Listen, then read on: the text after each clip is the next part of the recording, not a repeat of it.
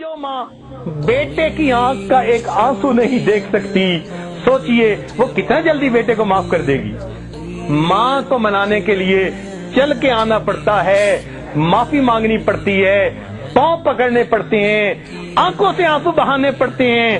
مگر ایک ذات اور بھی ہے، اگر ایک بندہ ساری زندگی گناہ کرتا رہے مگر اپنے گناہوں پر کہیں بیٹھے بیٹھے دل میں نادم اور شرمندہ ہو جائے، حدیث پاک میں آتا ہے الندم توبۃ، دل میں نادم اور پریشان ہو گیا، دل میں پشیمان ہو گیا، زبان سے فکرہ نہیں بولا، زبان سے معافی نہیں مانگی، چل کے مسجد کی طرف نہیں آیا، وہ پروردگار کتنا کریم ہے، فقط دل کی ندامت پر اس بندے کے گناہوں کو معاف فرما دیتا ہے۔ تو معلوم ہوا کہ جتنا اس دنیا میں اللہ تعالیٰ کو منانا آسان ہے، کسی کو منانا اتنا آسان ہے۔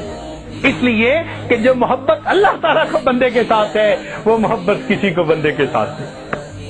اس دنیا میں ہر کوئی نیکوں سے پیار کرتا ہے، ہر کوئی اچھوں سے پیار کرتا ہے، بروں سے پیار کرنے والی ایک ماں ہے۔ اولاد بگڑ جائے وہ کہے گی یہ نصیب بچوں کے، میں تو ماں ہوں، میں کیا کروں۔ بروں سے محبت کرنے والی اس دنیا میں اگر کوئی ہستی دیکھنی ہے تو وہ ماں کی ہستی ہوتی ہے۔ اگر ماں ممتا کی وجہ سے اتنی محبت کرتی ہے تو اللہ رب العزت بھی اپنے بندوں سے اس کے بڑھ کے محبت کرتے ہیں۔ اس لیے 100 سال کا بوڑھا ہڈیوں کا ڈھانچہ بن گیا، منہ میں دانت نہیں، پیٹ میں آنت نہیں، اولاد تھی نہیں، بیوی فوت ہو گئی، ماں باپ کا اکیلا تھا، کوئی قریبی رشتہ دار نہیں، کوئی اس کو گھر رکھنے کے لیے تیار نہیں، لوگ محفل میں بٹھاتے نہیں کہ تو کھانستا ہے، بلغم نکالتا ہے۔ اب اس کی حالت یہ ہے کہ وہ لاٹھی پکڑ کے چلتا ہے، جب اس کو روٹی پکا کے دینے کو کوئی تیار نہیں، لوگوں کی بے وفائی سے اس کا دل تنگ ہوا، اداس ہوا، اور اس نے سوچا اوہو میں نے ساری زندگی مخلوق کی محبتوں میں گزار دی، کاش کہ میں اپنے رب سے دل لگاتا۔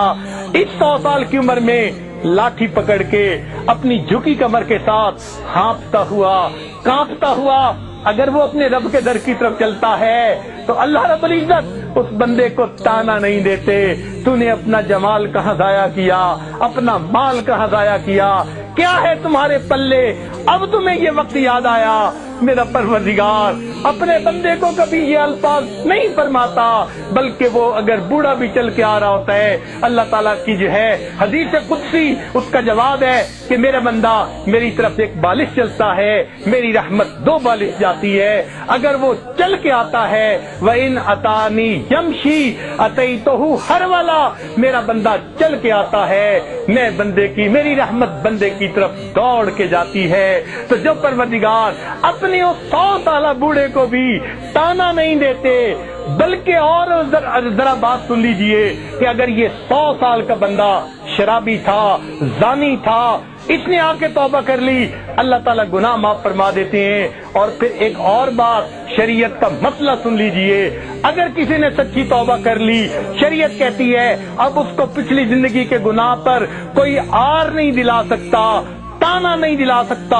حدیث پاک میں ہے اگر کوئی بندہ گزری ہوئی زندگی کے گناہ کا کسی کو توبہ کے بعد تانا دے گا، اللہ تعالیٰ اس بندے کو موت نہیں دیں گے جب تک اسی گناہ کی ذلت میں گرفتار نہیں فرما دیں گے۔ میرے بندے نے توبہ کر لی، تم کون ہوتے ہو تانا دینے والے؟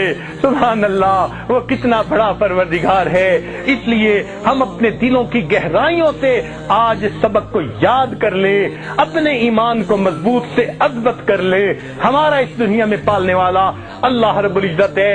اپنی امیدیں اللہ سے لگائیے، اپنی ضرورتیں اللہ تعالیٰ کے سامنے پیش کیجئے، اپنی پریشانیاں اللہ تعالیٰ کے حضور پیش کیجئے۔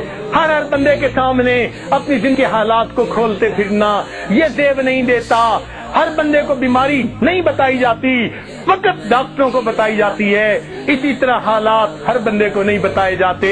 اللہ تعالیٰ کے سامنے ان حالات کو پیش کیجئے، اللہ سے لو لگائیے، دیکھیے وہ پروردگار کس طرح ہماری دعاؤں کو قبول فرماتا ہے۔